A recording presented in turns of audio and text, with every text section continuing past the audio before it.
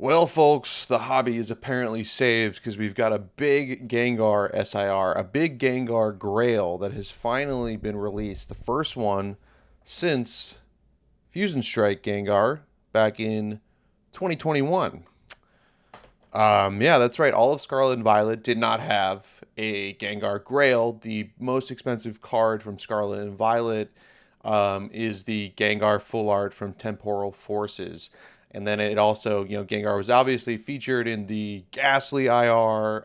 He was also featured in the Morty SIR. But in terms of like a plain old Gengar card, we haven't had a Gengar Grail since 2021. And now here we have this brand new Gengar from the Mega Dream set that was just revealed today with this very cool green purplish art and Mr. Mega Gengar there. When Mega Gengar was first revealed back in like X and Y, I was kind of mixed on the design, but all these years later, it's kind of grown on me.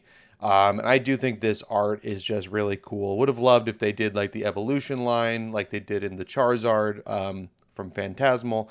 Nevertheless, really enjoy this card. I am a personal Gengar collector. It's one of my graded Pokemon personal collection. The stuff that I'm not actively using as inventory consists of Gengar and Mewtwo. So I'm very much a Gengar collector. So I'm excited about this. What I'm not excited about is how much it's probably going to cost. And in this video, I want to talk about kind of predicting the price of this Gengar within the context of a market that seems to be pulling back a bit and where this thing might be upon release, and looking at it where it might be, 3 to 4 months out in what may be a early 2026 quarter 1 bear market for Pokemon. So will this thing be way too expensive? Will it be affordable? This is just my informed opinion. Maybe I'm right. Maybe I'm wrong. Nevertheless, let's get into it. So as I said, this card was just revealed, Mega Gengar EX from Mega Dream, and the other cards that were revealed from this set include this Marnie's Grimmsnarl, and then we've got some IRs of the Dragon line from Sword and Shield Gen 9. So some cool stuff. And obviously the highlight here is the Gengar. So what do I think is going to happen with this Gengar? Well, assuming that we're entering a bear market, I don't think that we're going to see what happened with Fusion Strike Gengar in its bear market when this card was crazy affordable. In fact, my copy, I can show you right here. I got it in July of 2023 in a PSA 10 for just $568.31. And I overpaid at the time. I think market was around $450. And if you look at it now, the raw copy is about $300 more than that. So it's clearly gone up, and the PSA 10 I think is worth around $1,900 right now. But will a brand new Mega Gengar be as expensive as this 4-year-old massive chase from Fusion Strike that has pumped the Fusion Strike boxes up to $800,000? I don't know. Maybe. But I think the ways that we can kind of look at this is considering Gengar is one of the most popular Pokemon, and what people are willing to pay for top chases today. I think that we can expect it to settle around the $500 to $800 mark. And this is why I feel this way.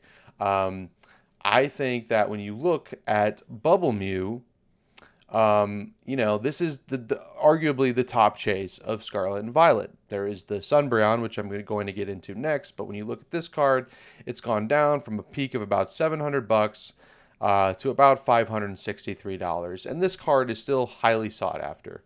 When Mega Gengar EX comes out, it's probably going to be seeing sales that you're seeing from Inferno or a Mega Charizard right now from Phantasmal. In English, it's probably going to go for like $1,500 because somehow every time a big new card comes out, there's some rich person out there willing to drop a ridiculous amount of money on a pre-release copy when it drops 50% within a month. Don't ask me why. I don't know. But I think this is a good price point. This card is highly sought after. arguably the most popular card in all of Scarlet Violet, and it's around $563 market price right now. So I think that we can kind of expect Gengar to be a little bit higher or around that point. If you also look at the Umbreon, the Umbreon is obviously higher. You could say, well, if people like the Sunbreon from Prismatic as much as they do this Gengar, well, won't they be willing to pay the $1,200, $1,100 price tag? Well, the thing I think that's happening right now is with Sunbreon, Pokemon really made Prismatic very difficult to pull. There's a lot of SIRs, and SIRs are very few and far in between. I remember my friend of mine, Kevin, over at Lucky TCG, his Lucky TCG Whatnot stream, at one point they did a rip till you hit an SIR, and he opened 100, I think it was 170 packs before they got an SIR, and it was a Raging Bolt. Uh, so that's anecdotal, but just to say that it's very difficult to pull an SIR in Prismatic Evolution. So I do think that the low hit rates have pumped this raw price up a bit. And I don't think once the Gengar settles, it's going to be this high. My prediction is genuinely about $800. I think it's going to be around the same as the Fusion Strike Gengar, which seems a little ludicrous because Fusion Strike is older, the boxes are more expensive, but people love Gengar, and based on what we're seeing with the brand new Charizard from Phantasmal, people are probably going to be willing to pay that much. But the thing with this Gengar is I think that what we've seen with Phantasmal and Inferno X, I think that they're kind of getting to a point with these smaller sets, and again, this could be combined with another set to be an English set. I don't really know. I will honestly tell you guys, I'm not super familiar with how Pokemon decides to put multiple Japanese sets together for an English set, or when it's 1-to-1. I know that there are ways to measure that and predict it. I've heard people explain it to me before, and I'm kind of out of the loop on that. So I don't really know whether or not this Mega Dream is going to be a combination with the next Japanese set. But assuming it's not, and we don't have any other big SIRs outside of Marnie's Grimmsnarl, I think what we can kind of see, maybe, could be totally wrong, but based on this and what we've seen from Inferno X and Phantasmal Flames, Pokemon could be approaching a new strategy where they consider, maybe we put like this really big hit of a really big popular Pokemon in the set, but we don't make it so ridiculously hard to pull. So it kind of like reinvigorates the hobby a little bit from an affordability and a supply standpoint, where there's still something to chase, but it's not a prismatic situation where you need to open 20,000 packs to get the Umbreon, right? Maybe you only need to open 1,000 packs, 500 packs, right? I think we saw that the Charizard was coming in about 1 in every 6 or 7 booster boxes. But the point is, it's a little bit easier to pull than some of the top chases from Scarlet and Violet. Definitely easier to pull than the Surging Sparks Pikachu. Definitely easier to pull than the Prismatic Umbreon. I think these newer big chases, the pull rates can maybe be related more towards like 151 Charizard, where it's still a top chase. People really want it, but it's a little bit easier to pull. You're seeing it pop up in packs more often. Again, this is just a theory. I don't even know if it's accurate, but based on these kind of smaller sets, based on this reveal that we've seen today, there might not be another big SIR, another big Pokemon. So Pokemon could be doing these smaller sets with a big chase, a Gengar, a Charizard. Maybe next up we'll get a Mewtwo. I know that there's a set name that alludes to a Rayquaza. Maybe that'll be a smaller set with a big Rayquaza that's a little bit easier to pull. I think that we've reached a new floor where even in a traditional bear market, this card is going to bottom out at like $500-600. We're not going to see, the Fusion Strike era where I think the Gengar was like $150 to $200 for a while. I think that the whole hobby has just come up another echelon to where the bear market is now halfway above the original spot where the hobby used to bottom out, if that makes sense.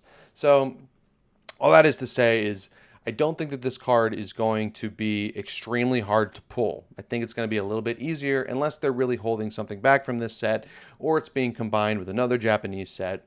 Again, I don't really know. My theory, as it stands right now, is that Pokemon is making smaller sets with big chase cards of popular Pokemon that are a little bit easier to pull, but not so easy that it kind of diminishes the demand that the box holds, right? I do think that, with the bull market fading out and the bear market seeming to be coming soon, maybe before the 30th anniversary next year, things will really get low. I do think that that low point is still going to be much higher than previous low points just because the floor on everything has raised so much over this past year. So just to reiterate, even in a market quote unquote crash, this Gengar, I would be shocked if it's below 500 bucks. But I love the art. I think it's a cool card. As a Gengar collector, I think with that green, it would look really cool in this Witch's Brew graded guard. So I'm excited for this. I'm glad Gengar finally is getting some love. But yeah, I don't really know for sure how hard it's going to be to pull. I don't really know for sure what the prices are going to look like. This is just based on the information that I have, what I think might happen. So thanks for watching. Let me know what you think. Magnum Mike, catch you next time.